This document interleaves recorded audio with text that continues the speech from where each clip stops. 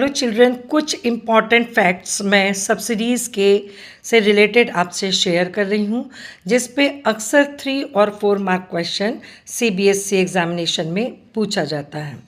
Subsidies बच्चों basically जो initially दिया था, किसको कब दिया था? फार्मर्स को। किस पर? टू परचेज द इनपुट्स, जैसे कि HYV सीड, केमिकल फर्टिलाइज़र, उस पे सब्सिडीज़ दिया गया था। क्यों दिया गया था? क्योंकि आपको फर्स्ट चैप्टर में पढ़ा है कि इंडिपेंडेंस के टाइम पर हम क्या थे? फूड इम्पोर्टर थे। अब इंडिया को अपने आप क्या बनना था? फूड सिक्योर्ड नेशन बनाना था, ताकि हम अमेरिका की मर्जी पर डिपेंडेंट ना रहें।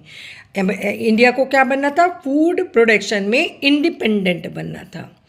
उसके लिए उन्होंने ग्रीन रिवॉल्यूशन स्टार्ट किया, और ग्रीन रिवॉल्यूशन में वो क्या टेक्नोलॉजी थी? HYV टेक्नोलॉजी थी, यानी कि HYV सीड्स, जो कि मिराकल सीड्स भी बोलते थे, जिनको हम वंडर सीड्स भी बोलते थे, उनको यूज़ करके, केमिकल फर्टिलाइजर्स को यूज़ करके आउटपुट को कई गुना बढ़ाना था। ये इसी को ही नाम दिया गया ग्रीन रिवॉल्यूशन। अब फार्मर्स जो थे वो जो इस टेक्नोलॉजी से अट्रैक्ट नहीं हुए जब गवर्नमेंट ने इस टेक्नोलॉजी को अडॉप्ट करने की बात करी initially. I am talking about mid 1960s, ठीक है।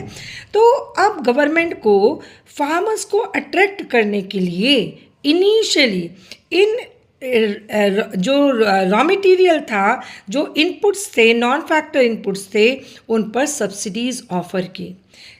काहे के लिए? To attract the farmers. उन्होंने कहा कि भाई हम क्यों खरीदें मार्केट से ये सारे इनपुट, जबकि हमारे पास ये सब कुछ अवेलेबल है।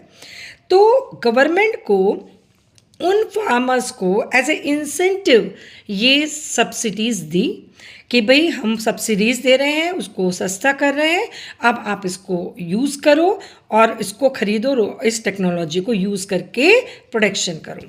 इनिशियली ये था।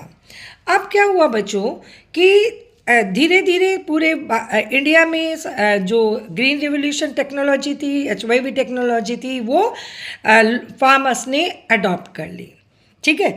अब जब अडॉप्ट कर ली बच्चों, तो अब हमारी एक डिबेट शुरू हो गई।